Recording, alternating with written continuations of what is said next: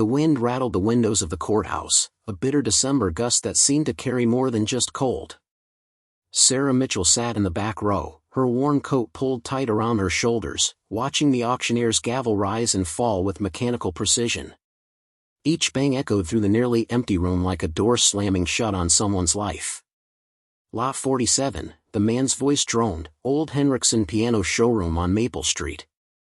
Property condemned, structurally unsound. Heating system failed years ago. Opening bid, $1. The room stayed silent. If you're enjoying this deep dive into the story, hit the subscribe button and let us know in the comments from where in the world you are watching from today. Sarah glanced at the other attendees, mostly real estate speculators and bargain hunters who'd already passed on the worthless properties. Nobody wanted a frozen building full of broken pianos in a town that was dying anyway. Going once, the auctioneer said, his tone suggesting he'd rather be anywhere else. Sarah's hand rose before she could stop it. Her 7-year-old daughter Emma tugged at her sleeve. "Mama, what are you doing? We don't have money for that." "It's $1, honey," Sarah whispered, though her voice trembled with doubt even as she said it.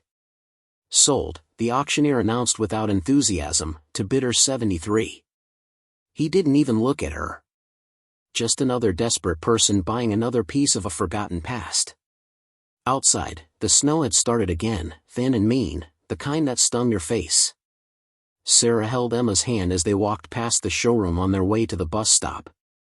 The building loomed like a ghost, its windows thick with frost, the old neon sign half hanging from its brackets. Henrickson's Fine Pianos, it read, the letters faded and broken. Through the ice-crusted glass, she could see shapes inside, dark forms that might have been pianos or might have been something else entirely. The whole place looked like it had been flash-frozen mid-sentence, as if time itself had given up trying to move forward. "Why did you buy it?" Emma asked, her breath forming clouds in the cold air. Sarah didn't have a good answer.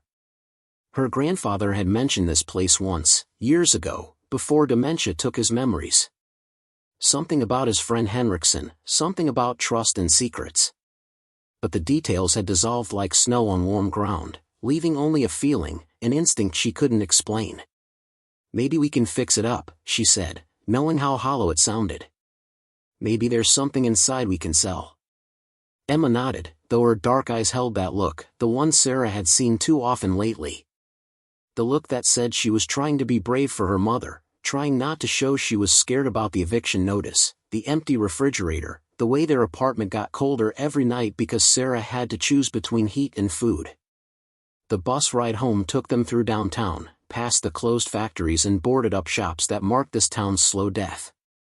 Sarah pressed her forehead against the cold window, watching her reflection merge with the gray streets outside. She'd worked 3 jobs before the last one cut her hours. Now she cleaned houses when she could find them and sold what little they had left. The piano showroom deed sat in her purse like a lottery ticket that had already lost. $1 for a frozen building nobody wanted. She should have saved that dollar for milk. That night, Sarah couldn't sleep.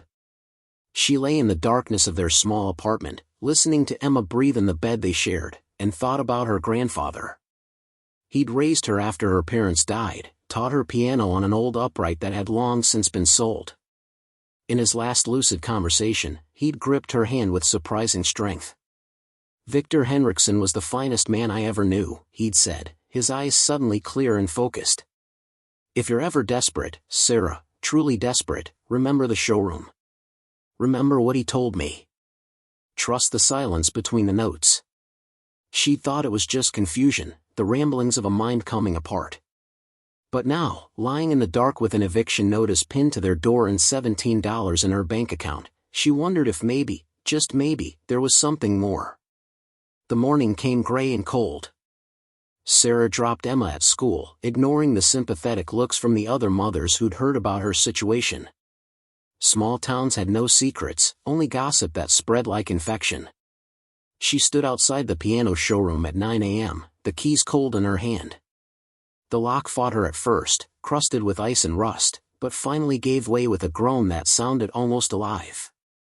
The door swung open, and a wave of frozen air rushed out, so cold it burned her lungs. Sarah stepped inside and stopped. The showroom stretched before her like a cathedral of ice. Every surface was covered in thick frost, transforming the space into something from a fairy tale. But it wasn't beautiful. It was eerie, unnatural, as though the building had been preserved rather than abandoned. Pianos stood everywhere, dozens of them, maybe more. Grand pianos, uprights, baby grands, all covered in layers of ice so thick they looked like sculptures. The frost had turned them into ghosts of themselves, their shapes distorted by the crystalline coating. She walked deeper inside, her footsteps crunching on the frozen floor. Her breath came out in thick clouds. It was colder inside than outside, which made no sense. The heating had failed years ago, but this felt different.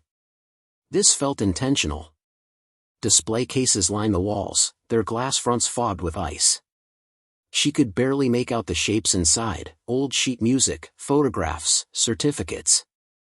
In the center of the room stood the largest piano she'd ever seen, a concert grand that dominated the space like a sleeping giant.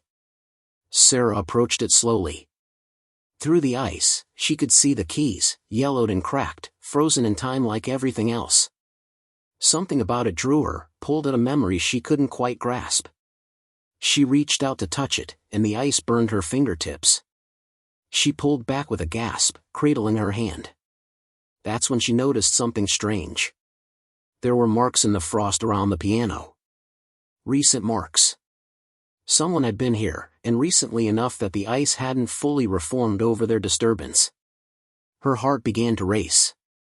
She turned in a slow circle, scanning the frozen showroom. Nothing moved. The only sound was her own breathing and the faint creak of old wood settling under the weight of ice. Then she heard it. A single note, clear and pure, echoing through the frozen space. Sarah froze, her pulse hammering. The sound came again, one key on a piano, somewhere deeper in the showroom. She moved toward it, past rows of smaller instruments, toward a doorway at the back marked private. The door stood slightly ajar, and through the gap, she could see stairs leading down. The note came again, the same key, the same haunting tone. It wasn't a melody. It was a signal. Her hands shook as she pushed the door wider. Every instinct screamed at her to leave, to run, but something else held her in place. Trust the silence between the notes, her grandfather had said. She descended the stairs slowly, one hand on the frozen railing. The basement opened before her, and she stopped on the last step, unable to process what she was seeing. It wasn't a basement. It was a vault. The walls were steel, the kind you'd find in a bank, not a piano showroom. And inside, arranged with the same precision as the instruments upstairs, were dozens of display cases.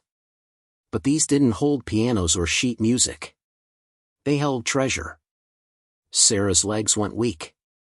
She gripped the railing, staring at cases filled with jewelry that glittered even in the dim light filtering from above. Antique watches, diamond necklaces, strings of pearls that looked like they belonged in a museum. Gold coins stacked in neat rows. Paintings in ornate frames leaning against the walls. And in the center of it all, another piano, this one pristine, untouched by ice or time. A Steinway concert grand in perfect condition, its wood gleaming, its keys ivory and black in perfect alignment. She walked toward it like a sleepwalker, her mind unable to connect what she was seeing with reality. This wasn't possible. This couldn't be real. On the piano's music stand sat a sealed envelope, yellowed with age. Her name was written across it in elegant script. Sarah Mitchell. Her hands trembled so violently she could barely open it. Inside was a letter, the handwriting careful and precise. Dear Sarah. If you're reading this, then your grandfather has passed, and you've found your way to the showroom as he believed you would. I am Victor Henrickson, and I owe your family a debt that can never truly be repaid. During the war, your great-grandfather saved my life in ways I can never fully explain. When I made my fortune in the years that followed, I promised him that when the time came, when his family truly needed help, everything I had would be theirs. That time is now. What you see before you is my life's collection, built over 50 years. If you find this story engaging, please take a moment to subscribe and enable notifications. It helps us continue producing in-depth content like this. Every piece was acquired legally and carefully documented. The papers are in the file cabinet to your left, all with your name on them, transferred to you upon my death. I never married. I had no children. My showroom was my life, and these treasures were my companions. But they're just things, Sarah. Beautiful things, valuable things, but just things. Your grandfather told me about you in his letters. He said you had your great-grandmother's heart, the kind that would give everything for those you love. That's the kind of person who should inherit this, not for the wealth, but because you'll know what to do with it. The showroom itself is worth nothing, I'm afraid. I let it freeze deliberately after I could no longer maintain it, to preserve what lay beneath and to discourage interest. Let it stand as it is, or sell the land. It doesn't matter. What matters is what you do with what I'm leaving you. Help your daughter. Help yourself. And if there's anything left, help others who are as desperate as you are now. Trust was your family's gift to me. This is mine to you. With gratitude and hope, Victor Henrickson. Sarah read the letter 3 times, then a 4th, her vision blurring with tears. She sank onto the piano bench, the paper clutched in her hands, and let herself cry for the first time in months. Not from despair this time, but from something she'd almost forgotten existed. Hope. The sound of footsteps above made her freeze. Someone else was in the showroom. She quickly folded the letter and moved toward the stairs, her heart racing. Through the doorway, she could see a figure moving among the frozen pianos, examining them with professional interest. Sarah emerged from the basement door cautiously. The man turned at the sound of her footsteps, startled but not threatening. He was older, 60 or so, wearing an expensive coat and carrying a briefcase. "I'm sorry," he said, raising his hands slightly. The front door was open. "I'm Marcus Webb, from Webb Properties. I wanted to look at the building before making an offer to the new owner." He smiled apologetically. "That's you, I assume?" Sarah nodded, moving instinctively to block the basement door behind her. "What kind of offer?" "The showroom's on prime downtown land," Webb said, walking closer. "The building's worthless, of course, but the lot itself has value. I'm prepared to offer you $50,000, cash, if you sign today." $50,000 would have been life-changing yesterday. Today, it was insultingly small. Sarah kept her expression neutral. "I need time to think about it." Webb's friendly demeanor shifted slightly, something calculating entering his eyes. "Mrs. Mitchell, I know your situation. Eviction notice, no job, a child to feed. You don't have time to think. $50,000 can start your life over." He reached into his briefcase and pulled out a contract. "All you have to do is sign." "I said I need time," Sarah repeated, her voice firmer now. Webb stared at her for a long moment, then smiled thinly. "Of course. You have my card. But I should mention, the offer expires at 5 p.m. today. After that, I'll have to reconsider." After he left, Sarah locked the door and returned to the basement. She opened the file cabinet Henrickson had mentioned and found it meticulously organized. Deeds, appraisals, provenance documents for every item in the vault. Everything was legitimate, everything was hers. The total value, according to the most recent appraisal from 5 years ago, was over $400 million. Sarah sat on the floor, surrounded by papers that proved she was suddenly, impossibly wealthy. She thought about Webb's offer, his urgency, the way his eyes had moved around the showroom. He knew. Somehow, he knew what was down here. She pulled out her phone and called the one person she trusted, her old friend Janet, who worked as a paralegal. 20 minutes later, after Sarah had explained everything, Janet's voice came back sharp and clear. "Don't sign anything. Don't tell anyone what you found. I'm calling every lawyer I know. This is real, Sarah, but you need protection. If people find out what's down there before you secure it legally, you're in danger." That night, Sarah picked Emma up from school and took her to the showroom. She wanted her daughter to understand that their lives had changed, that the fear and hunger were over. They stood together in the frozen showroom, Emma's small hand in hers, and Sarah unlocked the basement door. "What's down there?" Emma asked, her voice echoing slightly. "A gift," Sarah said quietly. "From someone who believed in our family." They descended together, and when Emma saw the vault, her eyes went wide. "Is this real, Mama?" "It's real, baby." Sarah knelt beside her daughter. "We're going to be okay now." "More than okay." Emma looked up at her with those serious dark eyes. "Can we help other people too? People like us who don't have enough." Sarah pulled her daughter close, breathing in the scent of her hair. "Yes," she whispered. "That's exactly what we're going to do." The news broke 3 days later. Sarah had secured the best estate lawyers in the state, and they'd verified everything. The collection was authentic, the transfer legal, and Sarah Mitchell was now, improbably, one of the wealthiest women in the country. The media descended like locusts. TV trucks lined Maple Street. Reporters camped outside her old apartment until she moved to a hotel. Everyone wanted the story of the single mother who'd inherited a fortune from a frozen piano showroom. Marcus Webb tried to sue, claiming he'd made a legitimate offer that she'd rejected in bad faith. The suit was thrown out within days, but not before reporters discovered his history, 3 other properties he'd acquired under suspicious circumstances, always from desperate sellers who didn't realize what they had. Sarah's old neighbors reacted with a mixture of joy and resentment. Some celebrated her good fortune. Others whispered that she didn't deserve it, that she'd gotten lucky while they continued to struggle. Mrs. Henderson from across the hall spat at her feet in the grocery store. "Think you're too good for us now?" Sarah wanted to tell her that nothing had changed except the number in her bank account. That she still woke up some nights with panic attacks, convinced it was all a dream. That wealth didn't erase the memories of hunger or fear. Instead, she just walked away and wrote a check to cover Mrs. Henderson's rent for the next year. Anonymously. The estate lawyers recommended selling the collection through private auction. The jewelry alone could fund a comfortable life for several generations. But Sarah kept remembering Henrickson's letter. "Help others who are as desperate as you are now." She established a foundation with half the proceeds. The Henrickson Mitchell Foundation would provide emergency grants to families facing eviction, medical debt, or sudden catastrophe. No applications, no lengthy processes. Just immediate help for people who'd run out of options. The other half she kept in trust for Emma's future and for her own security. She wasn't naive enough to think wealth solved every problem, but it solved the ones that had been crushing her. 6 months after that frozen morning in the showroom, Sarah sat in a new office downtown, meeting with the foundation's first recipients.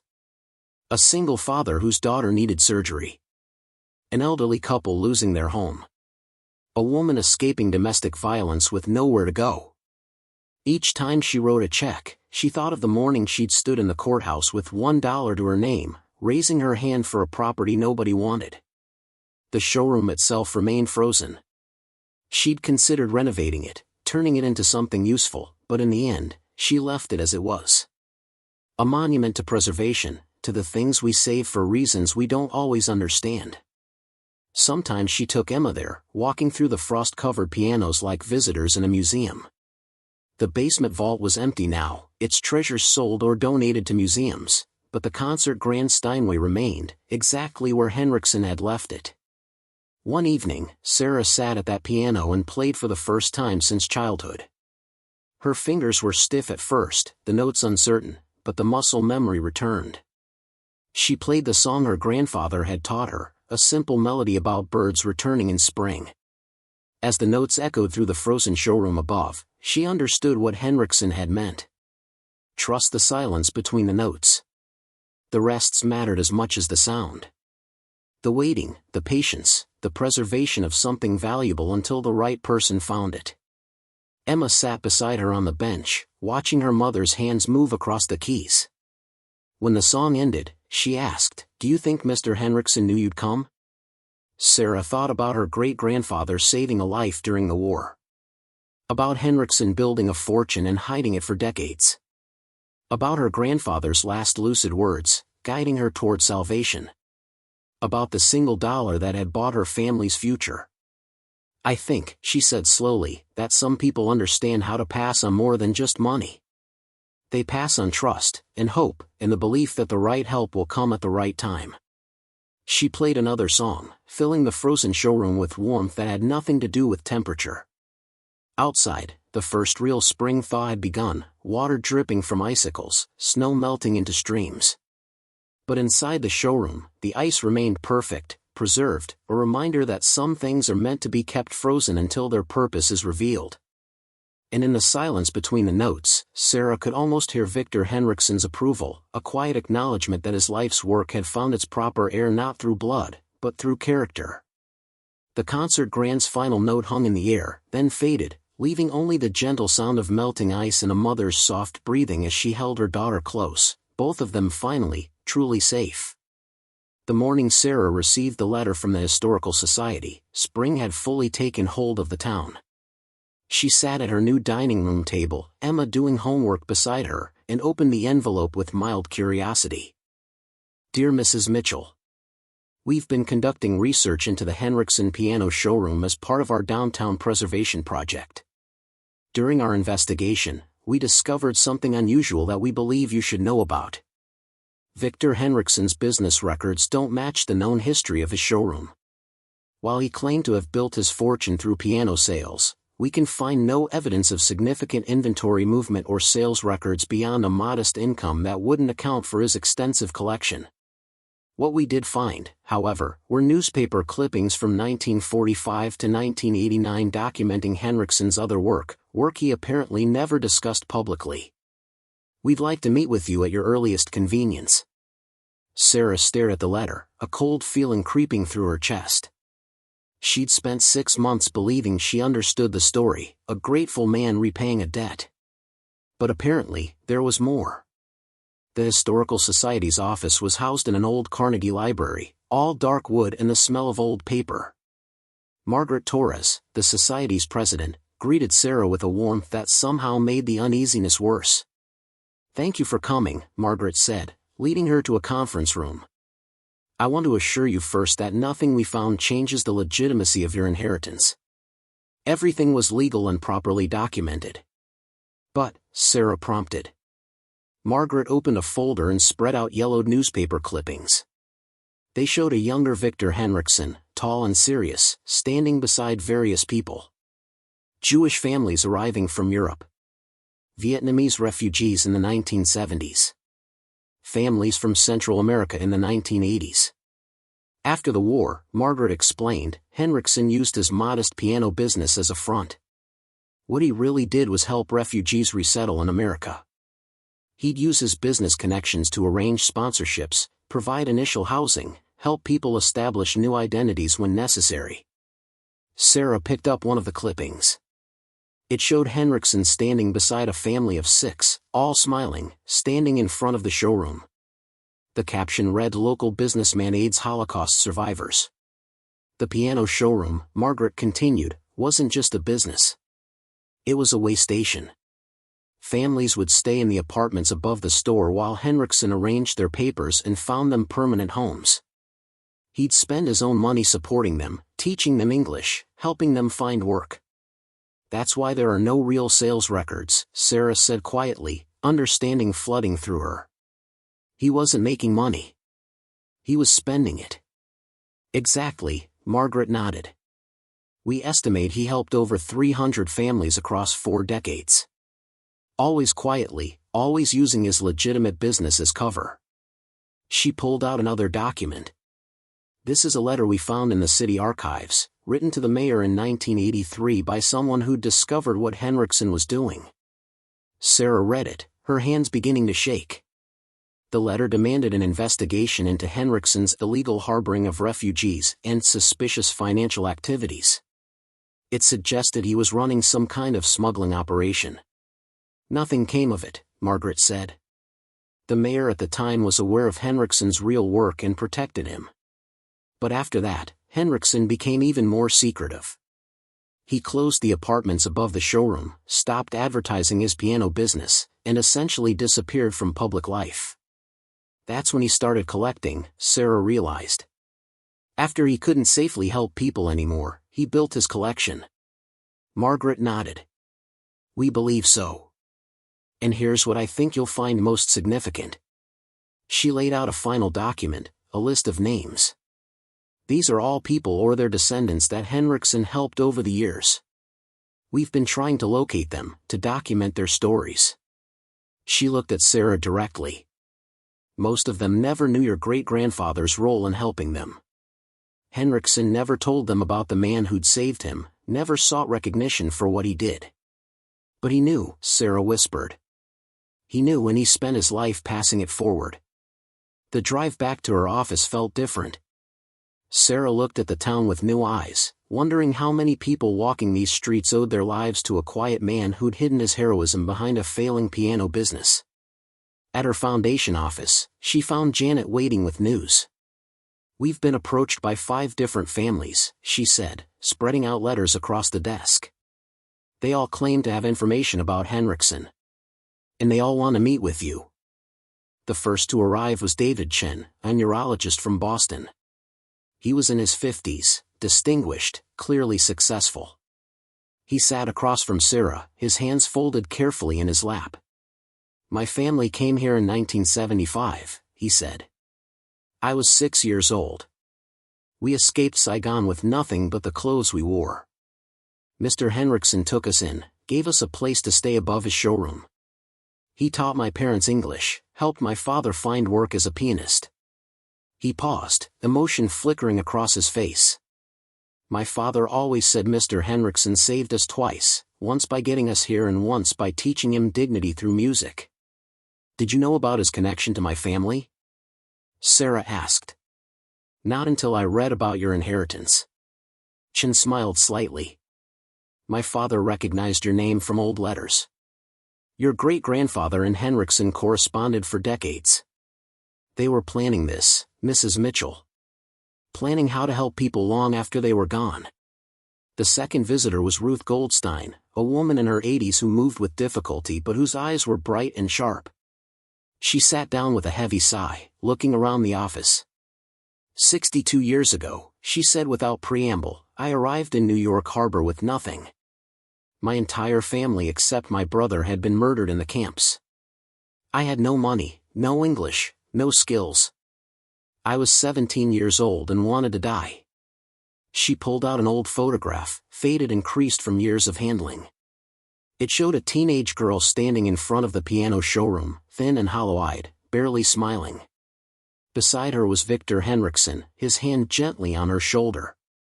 Your great-grandfather found me in a displacement camp, Ruth continued. He wrote to Henrickson, asked him to sponsor me. Victor, she used his first name with the ease of old affection, gave me a home. He taught me to play piano, helped me find work teaching music. She smiled, tears gathering in her eyes. Eventually, he walked me down the aisle at my wedding because I had no father left to do it. Sarah reached across the desk to hold the old woman's hand. Over the next week, more came. A family from El Salvador. A couple from Cambodia. A man from Poland. Each with similar stories, lives saved by a quiet piano dealer who asked nothing in return. And slowly, a fuller picture emerged. Henrickson hadn't just helped refugees. He'd created a network, connecting families, providing ongoing support, checking in on people decades after they'd first arrived. The collection he'd built wasn't just treasure. It was security, a way to ensure that his work could continue even after he was gone. Sarah called an emergency board meeting for the foundation. When everyone had gathered, she laid out what she'd learned. Victor Henrickson didn't leave me a fortune, she said quietly. He left me a responsibility. These families, the ones he helped, many of them are still struggling. Their children, their grandchildren. And there are thousands more like them, new refugees, new desperate people who need what Henrickson provided. Not just money, but dignity, hope, a chance to rebuild. She looked around the table at the board members, people she'd chosen carefully for their compassion and competence. I want to expand the Foundation's mission. Not just emergency grants, but comprehensive support for refugee families. Housing, education, job training.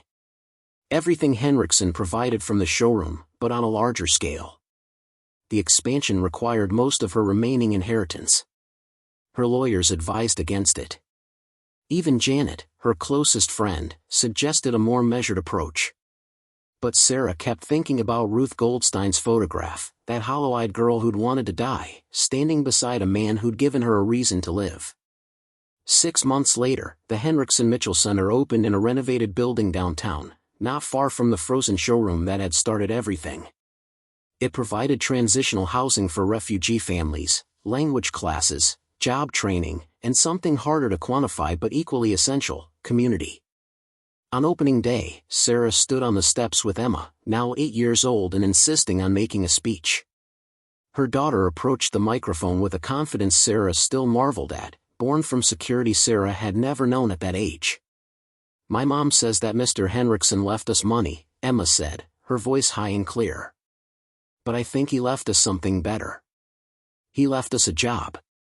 She looked back at Sarah, then continued.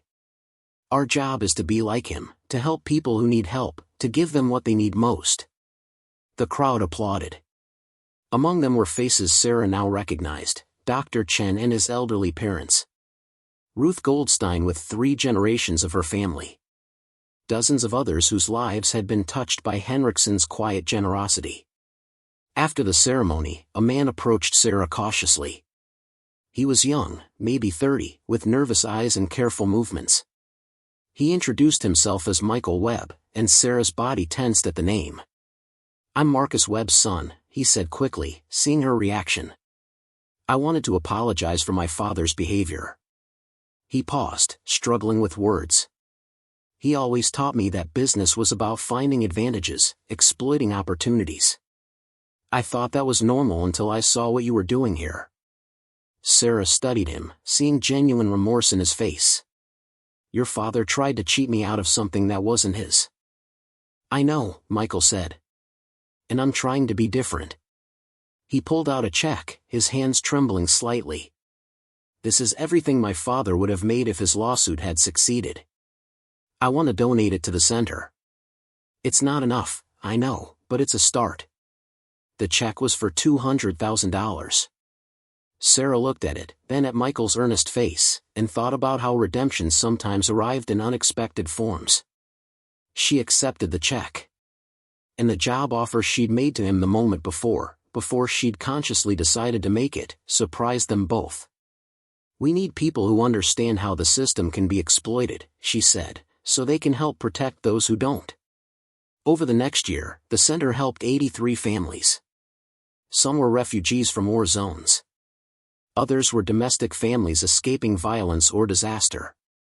Each received not just financial support but something more valuable, the kind of comprehensive, patient help that gave them time to heal and rebuild. Sarah found herself working longer hours than she ever had cleaning houses, but the exhaustion was different. This was purposeful, meaningful, the kind of tired that came from building something rather than just surviving. Emma thrived. She spent afternoons at the center, helping younger children with homework, teaching English words to newly arrived families. Sarah watched her daughter develop an ease with different cultures, languages, and backgrounds that would shape her entire life. One evening, as they walked home from the center, Emma asked, "Do you ever miss when it was just us? When we were poor?" Sarah considered the question carefully. "I miss some things," she admitted. "The simplicity, maybe. Knowing exactly what we needed to worry about." She squeezed her daughter's hand. "But no, I don't miss being afraid all the time.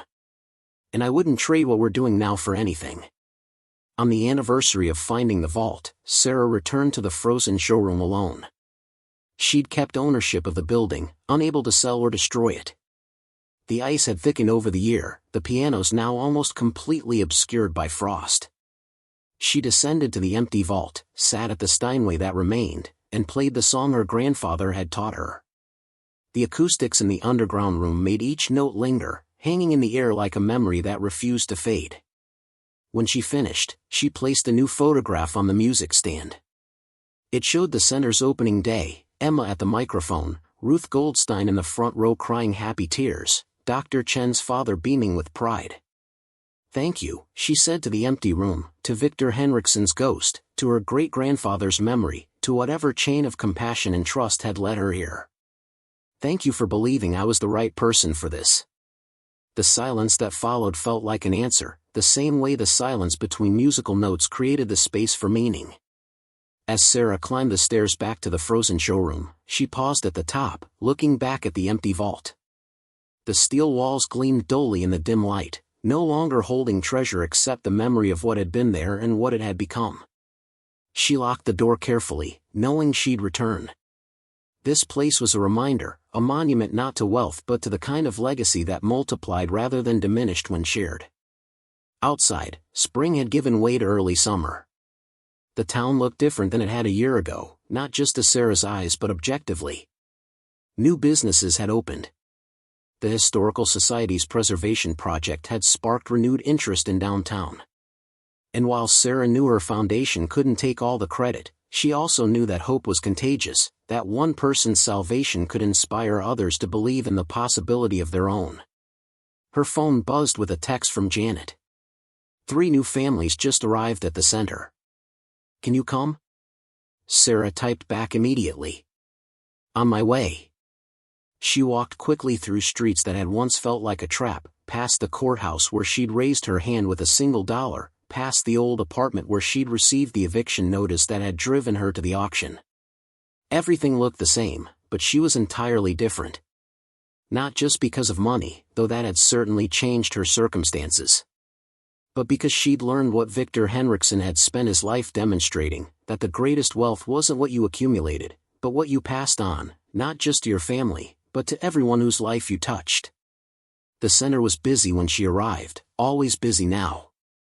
3 families stood in the lobby, children clinging to their parents, belongings in worn suitcases and plastic bags. They looked lost, frightened, the same way Sarah had felt standing in the courthouse watching her last dollar disappear.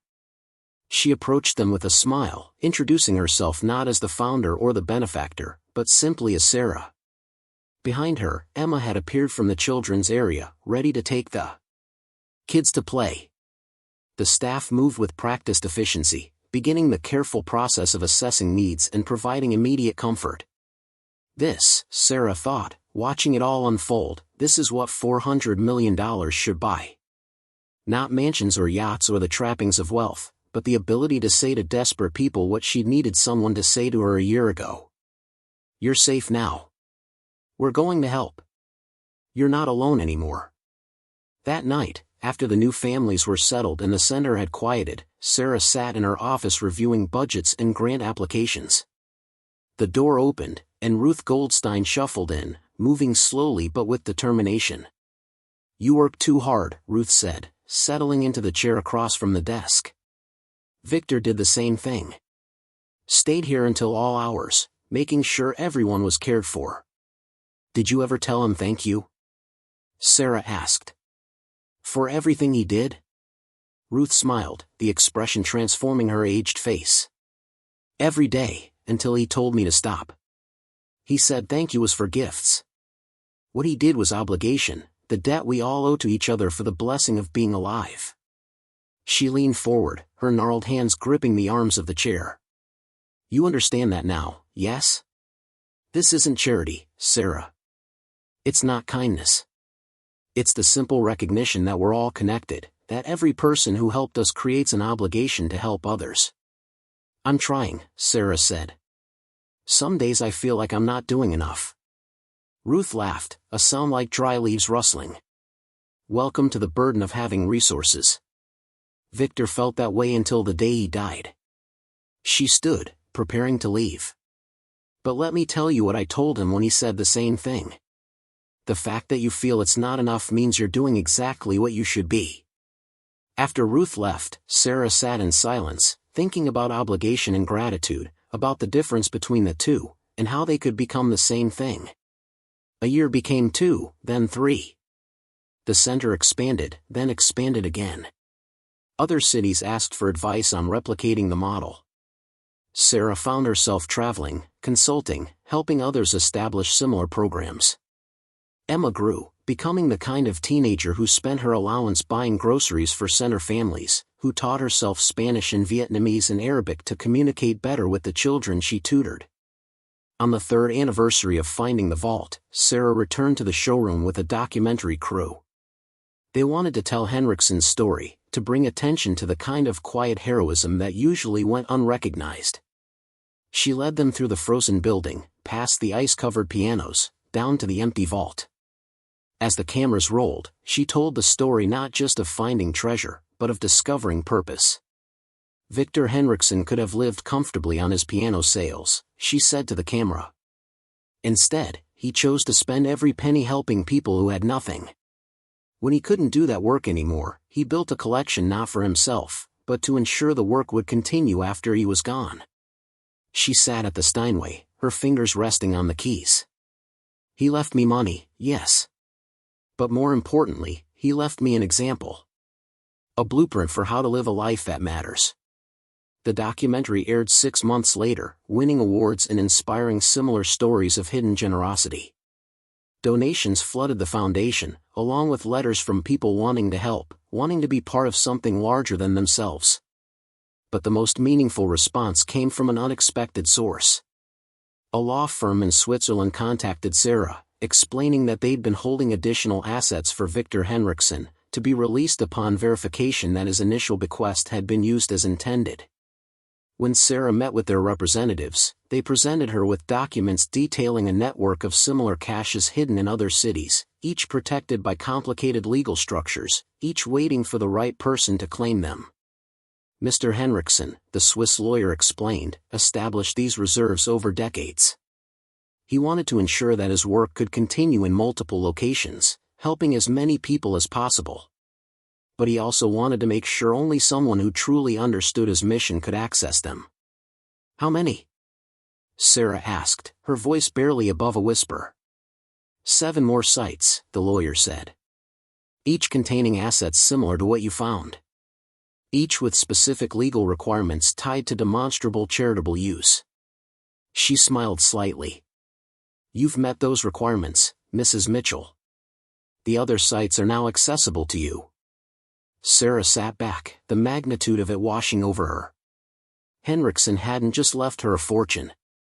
He'd left her a mission that would take a lifetime to complete. Over the next 5 years, Sarah opened centers in 7 additional cities, each modeled on the Mapleton original but adapted to local needs. Each one carried Henrickson's name and continued his work, providing not just emergency relief but long-term, comprehensive support. The frozen showroom remained unchanged, a deliberate choice. Sarah had received offers to turn it into a museum, a memorial, but she kept it as Henrickson had left it. Sometimes the best monuments were the ones that stayed frozen, preserved exactly as they were, reminding us of moments that changed everything. Emma was 15 when she asked to visit the showroom alone. Sarah watched her daughter walk through the ice-covered space, touching the frozen pianos gently, reverently. When Emma emerged, her eyes were red from crying. I was thinking about how scared you were, Emma said. When you only had $1 and you bought this place. How you must have felt so alone. I was terrified, Sarah admitted. I thought I'd made the worst decision of my life. But you were brave, Emma said.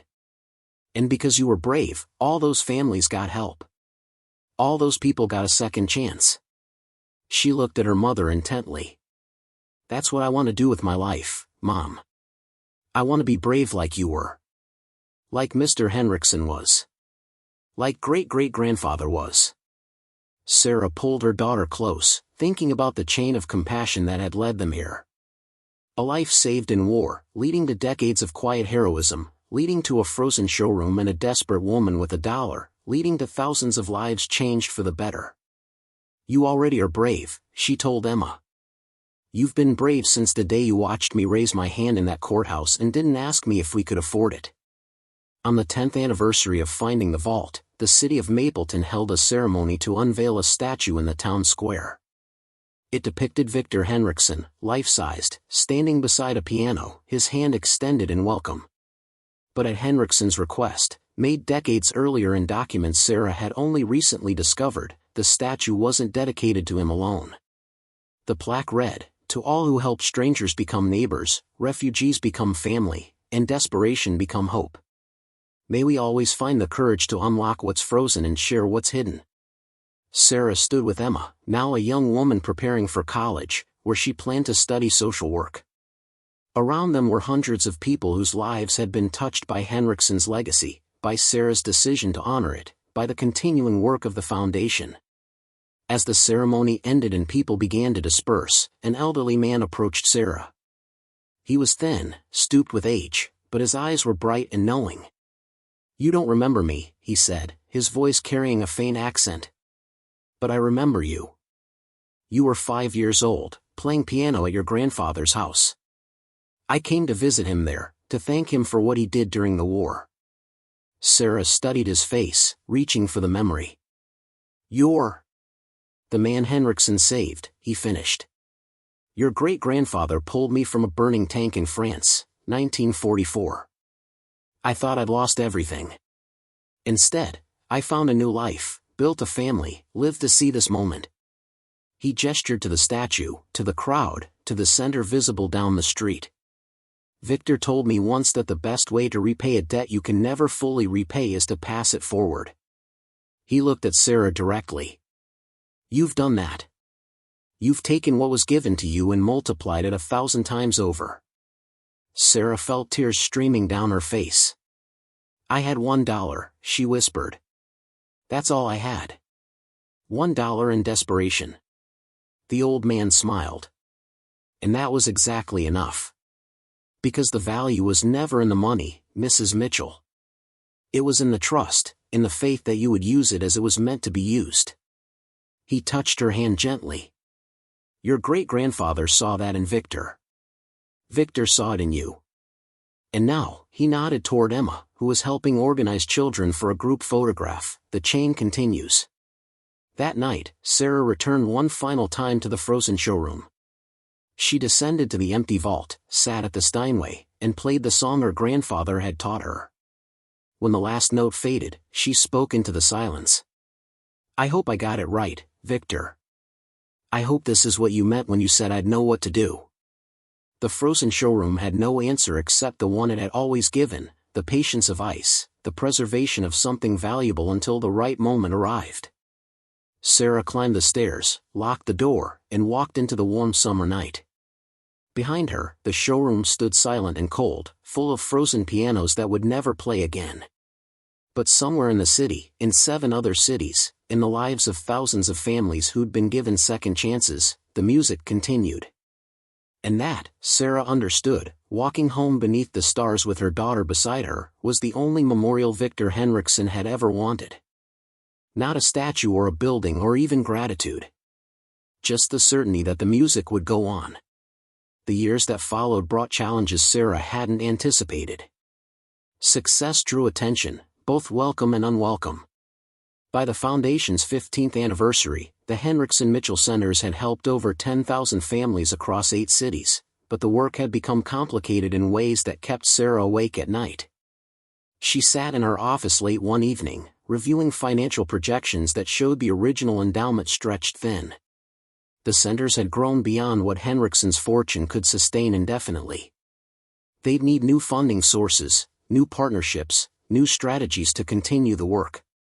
Emma, now 22 and freshly graduated with degrees in social work and nonprofit management, sat across from her, laptop open, running numbers of her own. "We could apply for government grants," Emma said, her fingers flying across the keyboard. "HHS has a refugee resettlement program that we'd qualify for. And there are several private foundations focused on immigration issues." Sarah nodded, but something troubled her. "The moment we take government money, we accept government oversight. And government priorities change with every election." Emma looked up, recognizing the concern in her mother's voice. "You're thinking about what happened to Henrickson. When the political climate shifted and he had to close the apartments." "Exactly," Sarah said. He built something that could operate independently, outside the whims of politics. I don't want to lose that. The conversation was interrupted by her assistant's voice through the intercom. Mrs. Mitchell, there's someone here to see you. She says it's urgent. Her name is Katerina Volkov. Sarah and Emma exchanged glances. The name meant nothing to either of them. Send her in. The woman who entered was in her 40s, elegantly dressed, with the kind of poise that came from privilege. But her eyes held something else, a desperation that Sarah recognized immediately. Thank you for seeing me without an appointment, Katerina said, her accent placing her origins somewhere in Eastern Europe. I would not come if it were not critical. She sat without being invited, pulling a folder from her expensive handbag. My family, she began, her voice shaking slightly, we came to this country 25 years ago. Mr. Henrickson helped us. I was 17, my brother was 12. We escaped a situation, she paused, choosing her words carefully, that would have destroyed us. Sarah leaned forward. I'm glad he was able to help. But how can we assist you now? Katerina opened the folder, spreading photographs across the desk. These are my niece and nephew. They're in the same situation my brother and I faced, but in a different country. I have resources now, plenty of money to help them. But I cannot access the networks that Henrickson once operated. Those connections, those channels, they've been lost. She looked directly at Sarah. I've watched what you've done with the centers, how you've helped so many people. But you've focused on legal pathways, official resettlement programs. Sometimes, Mrs. Mitchell, the people who need help most desperately are the ones whose situations don't fit neat legal categories. Sarah felt a chill run through her. Are you asking me to do something illegal? Katerina shook her head. I'm asking you to remember what Henrickson truly did. Not just provide assistance to approved refugees, but help people the system ignored. People who fell through the cracks because their paperwork wasn't perfect, because their stories didn't match official narratives. I understand the distinction, Sarah said carefully.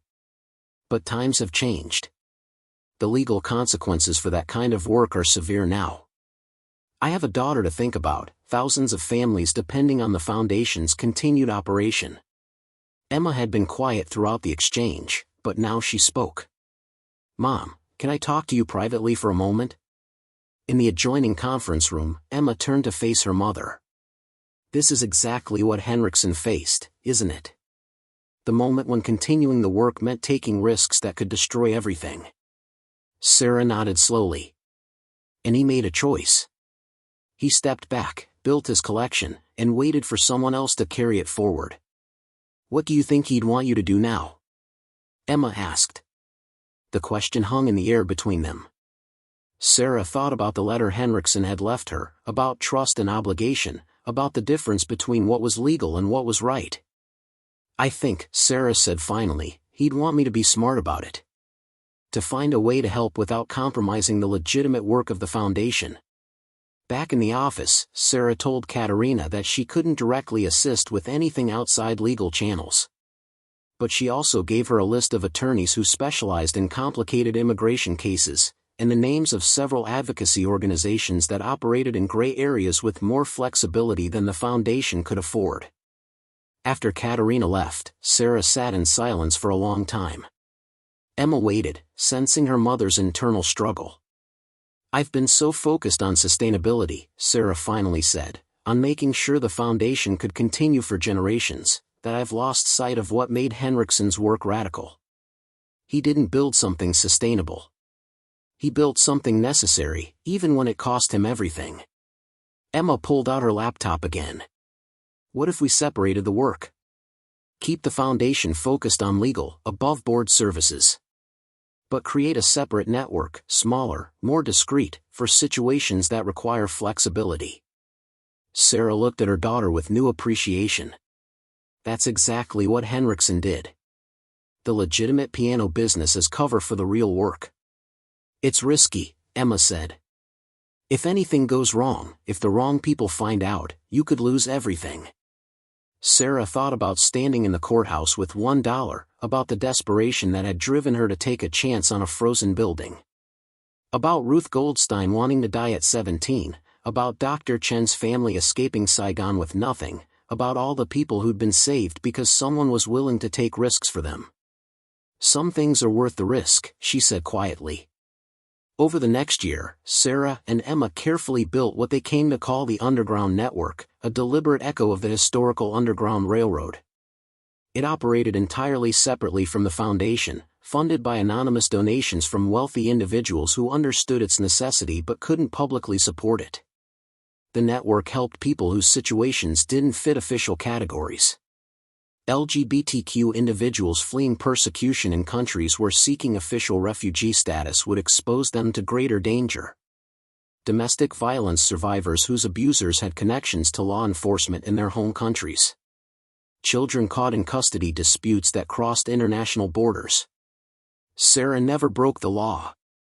But she learned to operate in the spaces where law and justice didn't perfectly align, connecting people with resources, providing temporary shelter, facilitating connections that allowed desperate people to find safety through means the official system couldn't provide. It was exhausting and terrifying. Every decision carried weight, every person they helped could be the one that exposed the network and brought everything crashing down.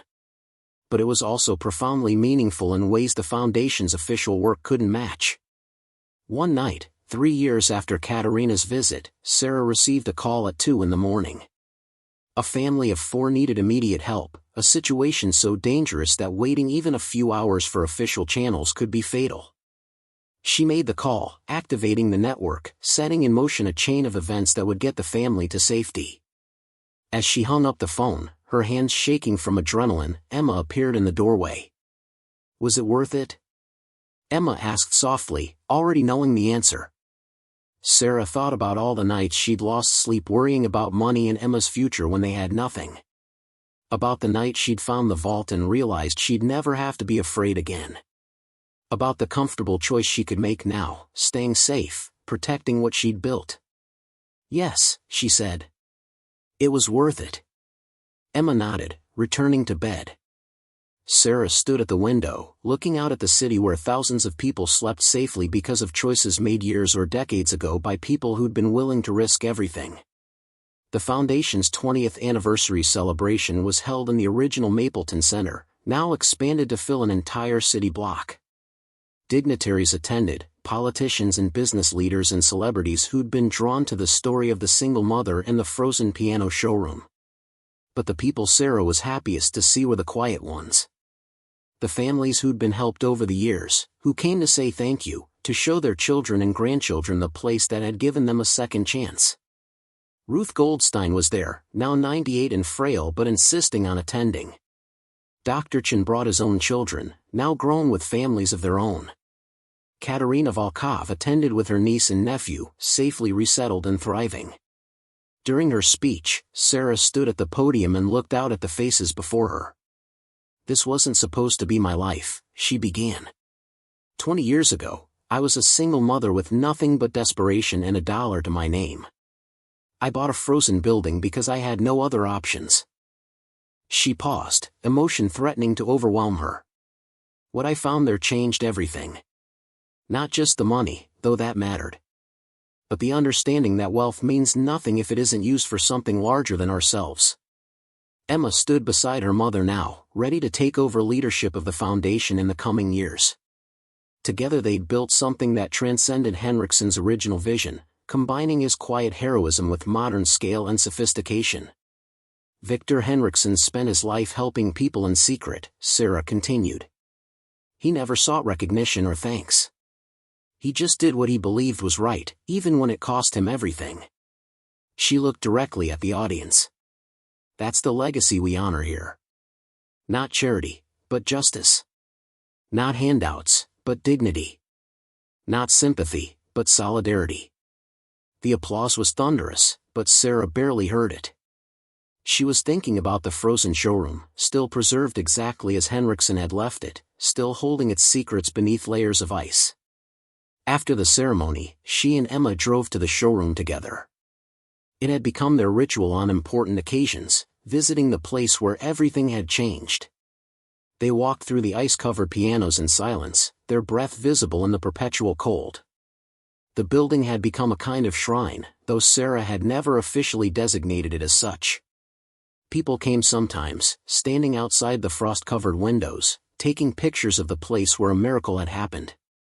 In the vault below, Emma sat at the Steinway while Sarah stood nearby. Emma had inherited her mother's musical ability and had developed it far beyond what Sarah had achieved. Her fingers moved across the keys with confidence, playing the song her great-great-grandfather had taught Sarah all those years ago. Do you ever wonder if Henrickson knew exactly how it would turn out? Emma asked when the song ended. If he planned all of this? Sarah considered the question. I think he knew enough. He understood that giving someone like me, someone desperate, the resources to help others would create a ripple effect. She touched the piano's polished surface. But I don't think he could have imagined how far the ripples would spread. Emma stood, preparing to leave. What happens to all this when we're gone? The foundation, the network, all of it. Sarah had thought about that question often. She'd established trusts and succession plans, built institutional structures meant to outlast any individual. But she knew that wasn't really what her daughter was asking. I hope, Sarah said slowly, that somewhere out there's another desperate person making what seems like a foolish decision. Buying something nobody wants, following an instinct they don't understand. And I hope that when they find what's waiting for them, they'll have the courage to use it the way we have. They climbed the stairs together, leaving the vault empty except for the piano and the memories it held. As they stepped outside into the warm evening air, Sarah locked the door carefully. The showroom would remain frozen, a monument to the moment when desperation met opportunity, when trust met worthiness, when one person's lifetime of quiet heroism transformed into another person's chance at redemption. Emma drove them home, and Sarah watched the familiar streets pass by. The town had continued to revitalize over the years, new businesses opening, young families moving in, hope replacing the despair that had characterized it when she'd first raised her hand in that courthouse. She couldn't take all the credit for that transformation. But she knew the foundation had played a role, had demonstrated that investing in people, in their dignity and potential, created value that transcended any financial calculation. At home, Sarah found a letter waiting for her. It was from the Swiss law firm that had revealed Henrickson's additional caches of wealth. She opened it with curiosity, wondering what new revelation might be forthcoming after all these years. Dear Mrs. Mitchell. This letter fulfills the final requirement of Mr. Henrickson's estate plan. We were instructed to deliver it on the 20th anniversary of your discovery of the initial vault, provided you had met all the conditions he specified. You have exceeded every expectation he held. The work you've done honors not just his memory, but the values that drove his entire life. There is one final gift. Mr. Henrickson purchased a property in your name decades ago, to be revealed only now. The deed and documentation are enclosed. The property is an island, small and remote, off the coast of Maine. On it stands a single building, a concert hall that Henrickson built but never used. It was meant to be a place of rest and reflection for whoever carried forward his work. He believed that those who give everything to help others deserve a place to restore themselves. The island is yours, to use as you see fit. Sarah stared at the letter, tears streaming down her face. After 20 years of carrying Henrickson's legacy, of making hard decisions and taking dangerous risks, of lying awake worrying about whether she was doing enough, he'd left her one final gift. A place to rest. She showed Emma the letter, and together they looked at the photographs enclosed. The island was beautiful, rugged and wild, with a small concert hall built of stone and glass perched on a cliff overlooking the ocean. We should visit, Emma said. See what he built for you. They traveled to Maine the following month, taking a small boat to the island. The concert hall was exactly as the photographs had shown, perfectly preserved and maintained by a trust Henrickson had established for that purpose. Inside, the acoustics were flawless. A single Steinway grand piano sat on the stage, and Sarah knew without being told that it was another of Henrickson's personal instruments, preserved for this moment. She sat at the piano and played, not the song her grandfather had taught her, but something new. A melody that had been forming in her mind for months, a composition of her own that captured everything she'd learned about sacrifice and hope, about desperation and redemption. As the notes filled the hall and echoed off the stone walls, Sarah understood the final lesson Henrickson had left her. That the work of helping others was never truly finished, but those who did that work needed places of beauty and peace to sustain them. That you couldn't pour from an empty cup, that self-care wasn't selfish but essential. When the song ended, Emma applauded softly from the audience. "That was beautiful, Mom. You should record it." Sarah shook her head. Some music is meant to exist only in the moment. Like the silence between notes, sometimes the most meaningful things are the ones we can't hold on to. They spent a week on the island, walking the rocky beaches, sitting in the concert hall, letting the peace of the place restore them. Sarah felt layers of exhaustion she hadn't known she was carrying begin to lift. On their final day, they discovered one more surprise. In a small study off the main hall was a library of journals, hundreds of them, all written by Henrickson over his lifetime. They documented his work, his thoughts, his struggles with the same questions Sarah had wrestled with for 20 years. She read late into the night, finding comfort in the words of someone who'd walked this path before her. Henrickson wrote about the families he'd helped, the risks he'd taken, the moments when he doubted whether he was making any difference at all. But he also wrote about joy. About the letters he received years later from children who'd grown up safe because of his help. About the wedding he'd attended where a refugee family he'd sponsored celebrated their daughter marrying into an American family, cultures blending in love. About the quiet satisfaction of knowing that his life had mattered in ways that couldn't be measured or publicized.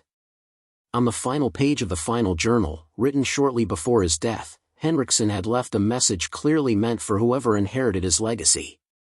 To the one who found my vault and chose to carry forward what I began. If you're reading this, you've done what I hoped.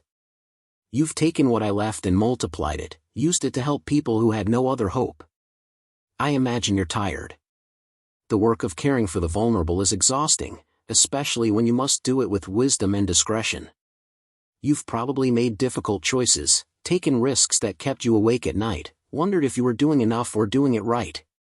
Let me tell you what I learned after 50 years of this work: you'll never feel like you've done enough. There will always be more people who need help, more crises demanding attention, more situations that tear at your heart because you can't fix them all. But that feeling, that ache of inadequacy, is actually proof that you're exactly the right person for this work. Only those who truly understand the magnitude of need feel that weight. Those who think they're doing enough are those who've stopped seeing the people they're meant to serve. So be at peace with your limitations. Help those you can help. Make the impossible choices with courage and compassion. And when you need rest, come here. Let this place remind you that beauty and peace exist, that not everything is struggle and sacrifice. Your work will outlive you.